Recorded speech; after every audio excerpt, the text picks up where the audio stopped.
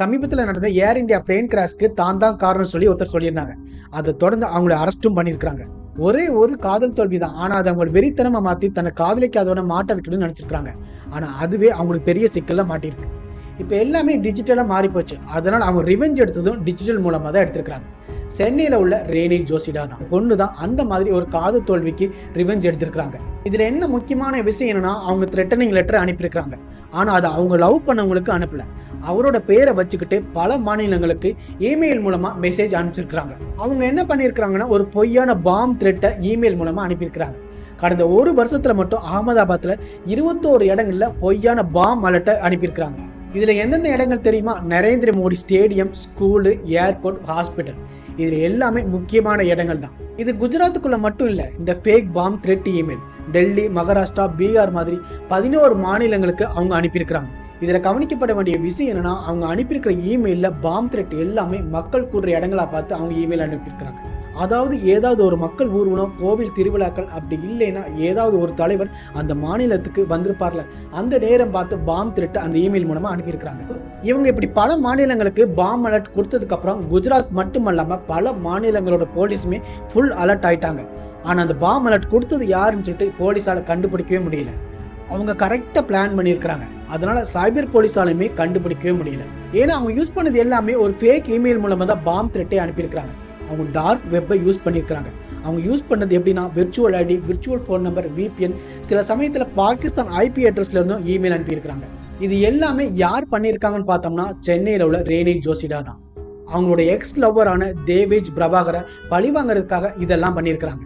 Rene ஜோசிடாவுக்கு 30 வயசாகுது. சென்னையில் engineering படித்து முடிச்சுட்டு ரொபாட்டிக்ஸில் கோர்ஸ் பண்ணுறாங்க. அதுக்கப்புறம் சென்னையில் ஒரு பெரிய கன்சல்டிங் ஃபேமில் சீனியர் கன்சல்டண்ட்டாக வேலை பண்ணுறாங்க. அதுக்கப்புறம் பெங்களூரில் ஒரு ப்ராஜெக்ட் வேலைக்காக திவிஜ் பிரபாகரை பார்க்குறாங்க. ரினி திவிஜை லவ் பண்ணவும் ஆரம்பிக்கிறாங்க. அது ஒன் சைடு லவ்வாக தான் இருக்குது. திவிஜ் அந்த லவ்வை அக்செப்ட் பண்ணவும் இல்லை. இந்த வருஷம் பிப்ரவரி மாதம் திவிஜ் வேற ஒரு பொண்ணை கல்யாணம் பண்ணுறாரு. அதுக்கப்புறம் தான் ரினி ஒரு சரியான ரிவெஞ்ச் மோடுக்கு மாறுறாங்க. இவங்க என்ன பண்ணுறாங்கன்னா, திவிஜ் பிரபாகர் பேர்லேயே ஒரு ஃபேக்கான இமெயில் ஐடி கிரியேட் பண்ணுறாங்க. அந்த ஐடி யூஸ் பண்ணி தான் பாம் த்ரெட் இமெயிலை அனுப்பவும் செய்கிறாங்க. எங்கெங்கன்னு பார்த்தோம்னா, ஸ்கூலு, ஹாஸ்பிட்டல், ஸ்டேடியம், அப்படி பதற விடுற மாதிரி அந்த இமெயில் அனுப்புகிறாங்க. ரெனேயோட ஒரே நோக்கம் திவிஜை எப்படியாவது மாட்ட வைக்கணும்னு நினச்சிருக்காங்க. கடைசி அகமதாபாத் போலீஸும் ரெனையை அரெஸ்ட் பண்ணவும் செஞ்சுட்டாங்க. அகமதாபாத் போலீஸ் என்ன சொல்றாங்கன்னா, ரெனைக்கு டெக்னாலஜியில் ரொம்பவே நாலேஜ் இருந்திருக்கு. அந்த நாலேஜ் யூஸ் பண்ணி தான் பாம் த்ரெட் இமெயிலே அனுப்பியிருக்காங்க. அந்த த்ரெட் இமெயில் அனுப்புனதுக்கு அப்புறம் அந்த அனுப்புனதுக்கான தடயங்களை எல்லாமே நீட்டாக கிளீன் பண்ணவும் செஞ்சிருக்காங்கன்னு சொல்லியிருக்காங்க. அகமதாபாத் கிரைம் பிரான்ச்சில் உள்ள ஜாயிண்ட் போலீஸ் கமிஷனரான சரத் சிங்கல் என்ன சொல்லியிருக்காருன்னா, அவங்க இமெயில் ஐடி கிரியேட் பண்ணதுக்கு யூஸ் பண்ண ஃபோன் நம்பர் அது ஒரு விர்ச்சுவல் நம்பர். இமெயில் அனுப்புனது எல்லாமே டார்க் வெப் டோர் ப்ரௌசர் வழியாக தான் அவங்க அனுப்பியிருக்காங்கன்னு சொல்லியிருக்காங்க. சிம்பிளாக சொல்ல அவங்க ட்ரேஸ் பண்ணவே முடியாத மாதிரி பிளான் பண்ணி அவங்க சிறப்பாக செயல்பட்டு அவங்க ரொம்பவே கேர்ஃபுல்லா இருந்திருக்கிறாங்க. ஒரு ட்ரேஸ் கூட விடாம பார்த்திருக்காங்க. ஆனா ஒரே ஒரு சின்ன தப்பால அவங்க மாட்டிருக்காங்க. கடந்த ஒரு வருஷமாவே நிறைய ஃபேக் இமெயில் அவங்க அனுப்பியிருக்காங்க. உதாரணத்துக்கு, இந்த ஸ்டேடியத்துல பாம்பு வெடிக்க போகுதுன்னு சொல்லிட்டு. அண்மையில நடந்த ஏர் இந்தியாவோட விமான கிராஷ் ஆனதுக்கு அப்புறம் அதுக்கு அடுத்த நாள் சிவில் ஹாஸ்பிட்டலுக்கு ஒரு இமெயில் வந்திருக்கு. இந்த பிளேன் கிராஷ்க்கு நாங்க தான் பொறுப்பு எடுத்துக்கிட்டோம்னு சொல்லிட்டு. இது மட்டும் இல்லாமல் முழு அகமதாபாத் சிட்டிலையுமே பார்த்தோம்னா 21 இடங்களுக்கு 21 முறை ஃபேக் இமெயில் அனுப்பியிருக்காங்க. இதில் மெயின் அக்யூஸ்டே சென்னையை சேர்ந்த ரெனி ஜோசிடா தான். இவங்களுக்கு ஒரு ஒன் சைடு லவ் இருந்திருக்கு. திவிஜ் பிரபாகரை லவ் பண்ணியிருக்கிறாங்க.